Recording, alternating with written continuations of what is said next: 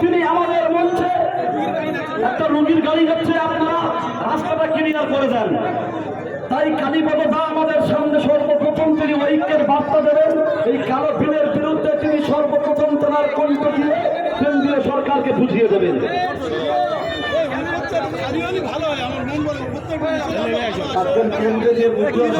মোদী সরকার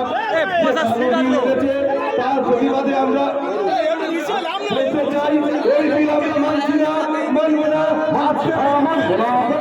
নতুন হাটে যারা স্বাধীন হয়েছে আমাদের মধ্যে চ্যাটার্জি, ব্যানার্জি, মন্ডল সরকার থেকে সবাই আমরা ভারতীয়, আমরা ভারতবর্ষটাকে দেখেছি, যে ভারতবর্ষ স্বাধীনতা সংগ্রাম আমরা দেখেছি, যে সংগ্রামে আমরা জানি ভারতবর্ষের মধ্যে এই ভারতবর্ষের মাটিটাকে যারা স্বাধীনতা সংগ্রাম এনে দিয়েছিলেন তার মধ্যে আগে ছিল, সর্বপ্রথম আগে ছিল মুসলিমরা। তাই আমরা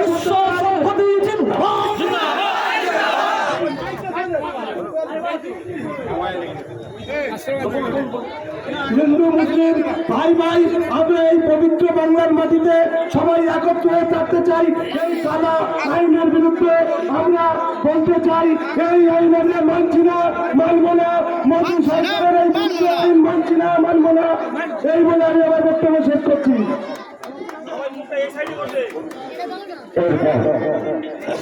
আমাদের এই মঞ্চ থেকে শুধু আমরা মুসলিমরা নয়, আমাদের মধ্যে হিন্দু সম্প্রদায়ের যেমন 192 জন সংসদ ভোট দিয়েছিলেন আমাদের এই সংসদীয় বিলের জন্য।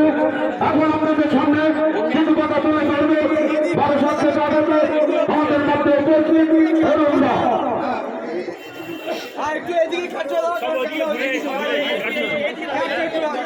প্রথমেই বলি যে আমাদের যে হিন্দু মুসলিম যে ঐক্য, সেটা জয়নগরের মানুষ তথা এই গর্জানি অঞ্চলের মানুষ প্রমাণিত করেছে যে আমরা হিন্দু মুসলিম আমরা একে অপরের পরিপূরক। আমরা সবাই সকাল থেকে রাত পর্যন্ত সারাদিন আমরা কিন্তু সবাই একসঙ্গে একভাবে চলাফেরা করি। তাই আমরা যে ওয়াকফ বিল, যে মুসলিমদের যে স্বাধীনতা আগে থেকে যে মুসলিমদের যে সম্পত্তি ছিল, সেই সম্পত্তি কেন্দ্রের যে নরেন্দ্র মোদী সরকার, ভারতীয় জনতা পার্টি, সেই পার্টি তারা তাদের যে পুঁজিপতি দালাল, সেই দালালদের কাছে দেওয়ার জন্য সেই বিল, সংশোধনী বিল, সেই বিল কিন্তু আজকে কেন্দ্রে পাস করেছে। আমরা জানেন যে কৃষি আইন রাজ্য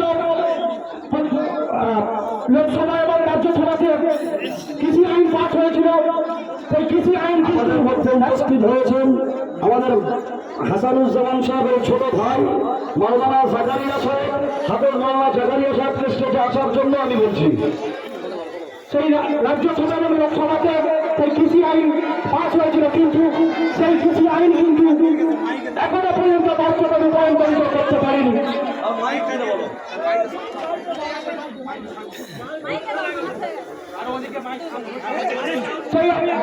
সেই আইন কিন্তু বাস্তবে রূপান্তরিত করতে পারেনি। আমরা ভারতবর্ষের নাগরিক, আমরা হিন্দু মুসলিম শিখ খ্রিস্টান সবাই মিলে যেমন ভাবে স্বাধীনতা সংগ্রামে আন্দোলন করেছে আমাদের বাচ্চারা কাকারা, আমাদের দাদুরা পূর্বপুরুষেরা, যেরকম ভাবে ভারতবর্ষে ঐক্যের মধ্যে বৈচিত্র্য ছিল, আছে, থাকবে। কোন রকম ভারতীয় জনতা পার্টি, বিজেপি এই ঐক্য নষ্ট করতে পারবে না। তাই দীর্ঘক্ষণ ধরে আমাদের মিছিল চলছে, হাজার হাজার মানুষ আজকে মিছিলে মথুরার আমাদের সকলের প্রিয়, আমরা জানেন অত্যন্ত কাছের মানুষ সেই মতিউর রহমান সাহেব, তার অত্যন্ত সুদক্ষতায় আজকে আমরা সবাই সমবেত হয়েছি। তাই সবাই মিলে আমরা মতিউরের যে এত সুন্দর একটা মিছিল তিনি আয়োজন করছে, তার জন্য আমি জয়নগর বিধানসভার পক্ষ থেকে আন্তরিকভাবে ধন্যবাদ, কৃতজ্ঞতা সালাম জানাই। তিনি সারা মিছিল সংগঠিত লোকেরা ওই হাতে মাইক না, হিন্দু মুসলিম শিখ ইসাই, মুসলিম শিখ ইসাই কোনো ভেদাভেদ নয়, কোনো ভেদাভেদ নয়। আমাদের সামনে উপস্থিত হয়েছেন বিশিষ্ট গুণীজন আমাদের শ্রদ্ধেয় জনাব হাসানুজ্জামান সাহেবের ছোট ভাই মাওলানা জাকারিয়া সাহেব, তিনি আমাদের সামনে বক্তব্য কথা রাখবেন।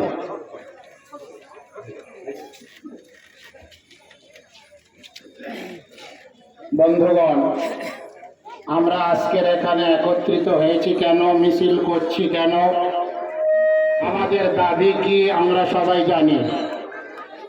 আমাদের লড়াই আশেপাশে কারের সাথে নয়, আমাদের লড়াই আমাদের কোনো হিন্দু ভাইদের সাথে নয়, শিখ ভাইদের স্বয়ং নয়, ইসাই ভাইদের সাথে নয়। আমাদের লড়াই আমাদের অধিকার ছিনিয়ে নেওয়ার লড়াই হলো কেন্দ্রের বিজেপি সরকারের বিরুদ্ধে।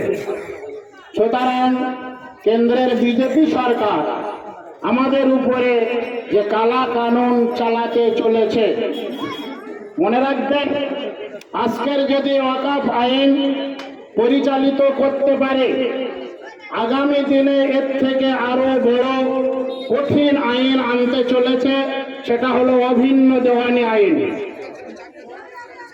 অভিন্ন দেওয়ানি আইন যদি আসে, তাহলে সারা ভারতবর্ষের সমস্ত মানুষের একই আইনে চলতে হবে। হিন্দু, মুসলমান, শিখ, ইসাই কোনো ধর্ম থাকবে না, ভেদাভেদ থাকবে না।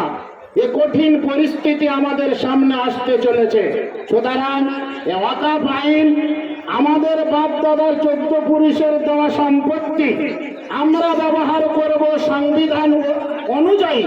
সংবিধানের 25 নম্বর ধারা, 26 নম্বর ধারা, 30 নম্বর ধারায় আছে যে যার সম্পত্তি, যে যার প্রতিষ্ঠান তারা নিজেদের মতো পরিচালিত করতে পারে। তুমি কে হে?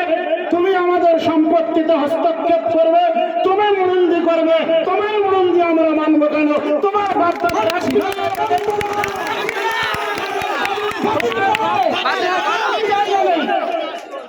তুমি কে হে? তোমার বাপদাদার 1 ইঞ্চি জায়গা নেই, আমাদের বাপদাদার সম্পত্তি তুমি মুরুন্দি করবে, আমরা মানব কেন? কালো হাত ঘুরিয়ে দাও, আমরা মানব না। সেই কেন্দ্রের কিছু ছেলে আমাদের সামনে আছে। বিশিষ্ট গুণীজন হাজী আব্দুল হাকিম সাহেব উপস্থিত হয়েছেন, তাদেরকে স্টেজে আসার জন্য বলছি। সুতরাং আমরা আমাদের লড়াই চালিয়ে যাব। আমরা কোনো দল দেখব না, কোনো জাতি দেখব না, কোনো মত দেখব না। আজকে ওয়াকফ বিলের বিরুদ্ধে যারা আন্দোলন করবে, যারা মিছিল করবে, যারা পদসভা করবেন, যারা মহাসমাবেশ করবেন, আমরা সেখানে উপস্থিত হব। সুতরাং এখানে কোনো দল মত নেই, আজকে কোনো জাতি নেই। যারা কেন্দ্র সরকারের বিরুদ্ধে, এই কানাকানির বিরুদ্ধে আন্দোলন করবে, আমরা সবাই ভাই ভাই এক হয়ে কাঁধে কাঁধ মিলিয়ে লড়াই করতে প্রস্তুত। একজন নানা আছে, একজন সে ভবিষ্যতে প্রধানমন্ত্রী হতে চাইছে। সে বলছে লাথু কে ভাত बातों से नहीं होता है, पक्कल का जवाब डंडा से दिया जाएगा। তোর ওই প্রধানমন্ত্রী হওয়ার স্বপ্ন অধরা থেকে যাবে, তুই মারা যাবি, প্রধানমন্ত্রী হতে পারবি না। সুতরাং প্রধানমন্ত্রী হোক, রাষ্ট্রপতি হোক, যখন কোন ধর্মের উপরে আঘাত আনবে, কোন ভাইয়ের উপরে আঘাত আনবে, কোন ভারতের একজন নাগরিকের উপরে আঘাত আনবে, জুলুম করবে, অত্যাচার করবে, আমরা কাঁধে কাঁধ মিলিয়ে কোন ধর্ম দেখবো না, কোন জাতি দেখবো না, কোন পার্টি দেখবো না। তার এই অত্যাচার থেকে বাঁচানোর জন্য আমরা এক হয়ে আমরা তার সাথে লড়াই করতে প্রস্তুত আছি। সুতরাং ওয়াকফ বিল আমরা মানছি না, মানব না, মানব না। আমাদের আন্দোলন চলবে,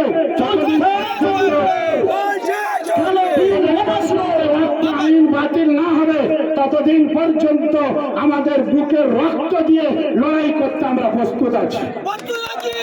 এই বলে আমি আমার বক্তব্য শেষ করছি। ভালো থাকবেন, আমাদের লড়াই চলবে আইন শেষ করা পর্যন্ত। এখন কথা রাখবেন দক্ষিণ 24 পরগনার সাধারণ সম্পাদক জমিয়ত উলামা হিন্দের জনাব মুফতি আমির আলী সাহেব, আমাদের দক্ষিণ 24 পরগনার সহ সভাপতি জনাব মুফতি আমির আলী সাহেব।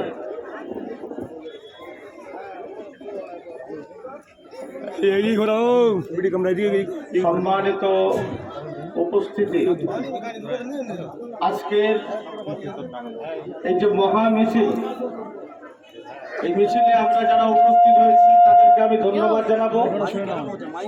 বিশেষ করে আমার ভাই মতিউর রহমান শেখ যখন আমার কাছে প্রস্তাব নিয়ে আসে যে আমরা ওয়াকফ আইনের বিরুদ্ধে একটা মিছিল করতে চাই, আপনাদের কি মতামত? আমরা বললাম আপনি রাজনৈতিক মানুষ, যদি অরাজনৈতিক ব্যানারে আপনি মিছিল করতে চান, আমরা সর্বস্তরের মানুষ, আমরা আপনার সঙ্গ দেব, আপনার সাথ দেব। তো তাই আমরা দেখলাম যে অরাজনৈতিকভাবে আজকেকার এই যে মহামিছিল, হিন্দু, মুসলিম, জৈন, খ্রিস্টান এবং প্রত্যেক মানুষের উপস্থিতি এটাই প্রমাণ করে যে আমাদের জাতীয় ঐক্য এখন অটুট আছে। নরেন্দ্র মোদীর সরকার ওয়াকফ আইন একটা পাস করেছে, আপনারা শুনেছেন। গত 2রা এপ্রিল লোকসভায় এবং এপ্রিল মাসের 3য় দিনে রাজ্যসভায় ওয়াকফ আইন পাস হয়ে গেল। রাষ্ট্রপতি 5 তারিখে সই করলেন। আমরা বলতে চাই ওয়াকফ সম্পত্তিটা কি, এটা আমাদের সবার আগে বুঝতে হবে। ওয়াকফ, ভারতবর্ষের ওয়াকফ আইন সর্বপ্রথম তৈরি হয়েছিল 1913 সালে। 1913 সাল থেকে নিয়ে 2013 সাল পর্যন্ত ভারতবর্ষের যে সম্পত্তিগুলো ওয়াকফ বলে ওয়াকফ বোর্ড দাবি করেছে, সেই সম্পত্তির পরিমাণ 39 লক্ষ একর। সেই সম্পত্তির পরিমাণ যদি আমি বলি 1,17,00,000 বিঘা সম্পত্তি ওয়াকফ বোর্ডের। সরকারের কাছে যেটা নথিভুক্তি আছে, নোট আছে, সেই সম্পত্তির পরিমাণ 9,72,000 একর সম্পত্তি, প্রায় 40 লক্ষ বিঘা সম্পত্তি হচ্ছে ওয়াকফ সম্পত্তি। এই ওয়াকফ সম্পত্তি সম্পূর্ণ মুসলমানদের দান, যেটা আমাদের পূর্বপুরুষরা আমাদের জন্য মসজিদ, মাদ্রাসা, ঈদগাহ, কবরস্থানের জন্য দিয়ে গিয়েছেন। এখন প্রশ্ন হচ্ছে, নরেন্দ্র মোদীর মূল বক্তব্য যেটা ওয়াকফ বা ইউজার, যে সম্পত্তিগুলো আমরা ওয়াকফ বলে দাবি করছি কিংবা ব্যবহার হয়ে আসছে, ধরে নেন কোনো মসজিদ, কোনো মাদ্রাসা, কোনো কবরস্থান আজ থেকে 300 বছর 400 বছর পূর্বে ওয়াকফ হয়েছে, কিন্তু এখন তার কোনো ডকুমেন্টস, তার কোনো কাগজপত্র আমাদের কাছে নেই। নরেন্দ্র মোদী সরকার বলছে ওয়াকফ বা ইউজার যদি সম্পত্তির ডকুমেন্টস না দেখাতে পারো, সরকার সেই সম্পত্তি অধিগ্রহণ করবে। আমরা বলতে চাই এই সম্পত্তি মুসলমানদের সম্পত্তি, এবং ভারতবর্ষ যখন স্বাধীন হয়েছিল 1947 সালের 15ই আগস্ট, স্বাধীন ভারতবর্ষের যিনি সংবিধান রচনা করেছিলেন তার নাম বি.আর. আম্বেদকর, তার নেতৃত্বে ভারতবর্ষের সংবিধান লেখা হয়েছিল। ভারতবর্ষের সংবিধান 2 বছর 11 মাস 18 দিন সময় লেগেছিল। সংবিধানের মূল প্যানেল কমিটি আমরা হিন্দু, মুসলিম, আমাদের মতো টুপিওয়ালা হযরত মাওলানা হিফজুর রহমান সাহেব ছিলেন। সংবিধানের যে ধারাগুলি, তাতে পরিষ্কারভাবে বলা আছে এ দেশ হবে ধর্ম নিরপেক্ষ, সমস্ত ধর্মের মানুষের সমান অধিকার থাকবে। এটা সংবিধানের 14 নম্বর ধারায় পরিষ্কারভাবে বলা আছে। মুসলমান তার ধর্মীয় আচার অনুষ্ঠান পালন করবে, সরকার কোনোদিন হস্তক্ষেপ করবেন না। হিন্দু মন্দিরে যাবেন, পূজা অর্চনা করবেন, সরকার কোনোদিন বাধা সৃষ্টি করবে না। খ্রিস্টান গির্জায় যাবেন এবং ঠিক প্রত্যেকটা ধর্মের মানুষ তার ধর্ম নিয়ে থাকবেন, সরকার কেন্দ্রে যেই আসুক না কেন কোনো ধর্মাবলম্বী মানুষের উপর কোনো প্রকার হস্তক্ষেপ করবে না, তাদের বাধা সৃষ্টি করবে না। আমাদের প্রশ্ন এই জায়গায়, আমাদের মসজিদ, মাদ্রাসা, ওয়াকফ সম্পত্তি এটা আমাদের নিজস্ব সম্পত্তি, আমরা মুসলিমরা আমাদের দানকৃত সম্পত্তি আমরা পরিচালনা করি। সরকার বলছে এখন থেকে এর মধ্যে সরকার মনোনীত ব্যক্তিকে ঢুকিয়ে বকলমে সরকার পরিচালিত করতে চাচ্ছে, হস্তক্ষেপ করতে চাচ্ছে। এজন্য আমাদের দাবি হচ্ছে যে সংবিধানের উপর হস্তক্ষেপ করেছে সরকার। সরকার সংবিধানের আর্টিকেল 14, আর্টিকেল 25, আর্টিকেল 27 ধারা তুলে দিয়ে ভারতবর্ষের বুকে একটা অরাজকতা সৃষ্টি করতে চাচ্ছে। সেজন্য আমরা হিন্দু মুসলিম যেমন ভাবে ভারতবর্ষের সংবিধান তৈরি করেছি, আজকের ওয়াকফ বিল বাতিলের মাধ্যমে আমরা হিন্দু মুসলিম পথে নেমেছি। একটাই দাবি যে আমরা সবাই ঐক্যের সাথে আজকের ভারতবর্ষের সংবিধানকে নরেন্দ্র মোদীর হাত থেকে আমরা উদ্ধার করব, বাঁচাবো। এর জন্য যত রকমের প্রস্তুতি, যত রকমের আমাদের প্রতিবাদ প্রতিরোধ করতে হয় আমরা করব। আজকের দ্বিতীয় কথা